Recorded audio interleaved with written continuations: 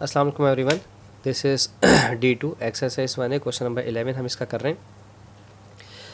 कहते हैं z is directly proportional to y। देखें, प्रोपोर्शनल वाली कंडीशंस आपको याद है कि डायरेक्टली भी होता है और इन्वर्सली भी होता है, दो होते हैं हमारे पास, ठीक है। अभी कह रहे हैं डायरेक्टली, अगर डायरेक्टली है तो इसका मतलब है कि x या z is directly proportional to y है, ठीक है। और अगर इन्वर्सली होता तो हम इसको यूँ करके लिखते हैं 1/y, ठीक है, सही है। ये फॉर डायरेक्टली होता है, ये फॉर इन्वर्सली होता है, ये एक अलग चीज़ है, हम इसको बाद में देखेंगे, ठीक है। तो अगर आप इक्वल्स टू का साइन हट लगाते हैं, यानी कि डायरेक्टली प्रोपोर्शनल का साइन हटाते हैं, इक्वल्स टू लगाते हैं, तो आपको के कांस्टेंट लगाना पड़ेगा। कुछ बच्चों का सवाल था कि क्या लाजमी के ही लगाना होता है, तो असल में ये इनकी एक होती है कि वो कहते हैं ना फॉर्मेट, हम उसे नहीं चेंज कर सकते। उन्होंने के ही कांस्टेंट की तरफ रखा हुआ है, आप कोई और अल्फ़ाबेट इस्तेमाल नहीं कर सकते हैं, क्योंकि बाकी अल्फ़ाबेट्स में इस्तेमाल होते हैं क्वेश्चन के लिए।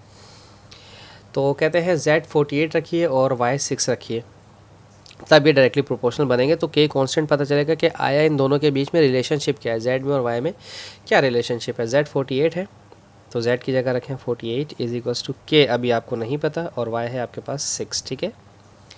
ये मल्टीप्लाई करवा रहा है, वहाँ जाकर करवाएगा डिवाइड इस तरह से, ठीक है, इज इक्वल्स टू के। 6 1 ज़ा 6, 6 8 ज़ा 48, ठीक है। तो के का आंसर क्या आ गया आपके पास, के का आंसर आपके पास 8 आ गया। तो अब आप इसको कैसे लिखेंगे, इसे हटा देते हैं। Z is equals to K Y, Z is equals to K Y, या फिर Z इज इक्वल्स टू के की जगह आप लिखेंगे 8 ठीक है। अब चूँकि नेक्स्ट पार्ट में कहा है इन्होंने draw the graph of Z against Y. Graph बनाने के लिए आपको मैं फिर से चीज़ समझा दूँ, पहले भी बता चुका हूँ, फिर से समझा देते हैं। हमने ग्राफ बनाना है Z का अगेंस्ट वाई, ठीक है। तो वाई आप रखेंगे यहाँ पर और Z आप रखेंगे यहाँ पर, ठीक है, सही है। ये डिपेंडेंट और इंडिपेंडेंट का होता है थोड़ा सा, कि इसकी वजह से ये चेंज होता जाएगा, ठीक है। वैसे तो 5 पॉइंट्स हमने नहीं निकालने, 2 पॉइंट्स में भी हमारा काम हो जाएगा।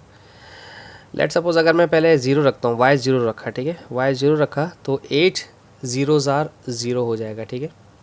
और अगर मैं y 1 रखता हूँ तो 8 1 ज़ा 8, और अगर मैं y 2 रखता हूँ, यहाँ पर y 2 रखा तो 8 2 ज़ार 16, और अगर मैं y3 रखता हूँ, 8 3 ज़ार 24, ठीक है। यानी कि अगर ये 1 टाइम्स इंक्रीज़ हो रहा है तो ये z आपका 8 टाइम इंक्रीज़ हो रहा है, ठीक है।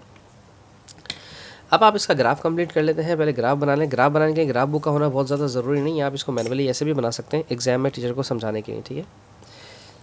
ठीक है, टीचर्स को बात समझ में आ जाती है कि स्टूडेंट ने हमें क्या बात कहने की कोशिश की है। मैं यहाँ पे आपको दिखा रहा हूँ, बना के देख लीजिएगा, परेशान नहीं होइएगा बिल्कुल भी। स्केलिंग बहुत ज़रूरी है, स्केलिंग अगर आप नहीं करेंगे तो डेफिनेटली फिर टीचर भी परेशान होगा और आप भी, ठीक है। आपने सबसे पहले स्केलिंग करनी है। स्केलिंग कैसे करते हैं, यहाँ पर आप छोटा सा लिखेंगे स्केल, ठीक है। आप 1 सेंटीमीटर, यानी कि जो आपके ग्राफ में बॉक्स आता है ना, जिसमें छोटे 10 बॉक्सेस होते हैं, यानी कि एक जो बड़ा बॉक्स होता है, हम उसे 1 सेंटीमीटर कहते हैं, ठीक है। 1 सेंटीमीटर लिया जा रहा है 1 यूनिट, ठीक है, ऑन वाई एक्सिस, ठीक है। अभी तक आपके पास एक्स एक्सिस ऊपर था, अब वाई एक्सिस नीचे आ रहा है, मैं समझाऊंगा कैसे। और यहाँ आप ले रहे हैं 1 सेंटीमीटर को आप ले रहे हैं 8 यूनिट्स, ठीक है,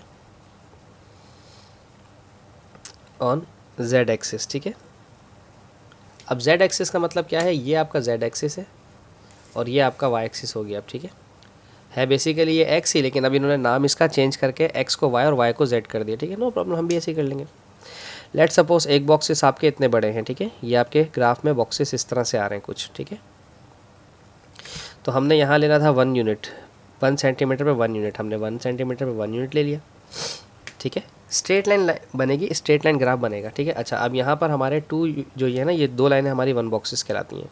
ग्राफ में इतना बड़ा ही होता है हमारा बॉक्स, हम उसके हिसाब से बना रहे हैं। तो हमने यहाँ 1 सेंटीमीटर पे 8 लिखना था, ठीक है। तो हम यहाँ लिखेंगे 8 16 24 32 एंड 40, ठीक है। पॉइंट मैंने लिए हैं कुछ यहाँ पर 0 0 1 8 2 16 3 24, ठीक है। 0 0 का मतलब ये है कि पॉइंट आपका यहाँ पर है 0 0, फिर 1 पे 8 आपका पॉइंट यहाँ है, ठीक है, 1 वाई का Z 8, ठीक है। फिर 2 पे 16, ये 2 के सामने और 16 के सामने यहाँ,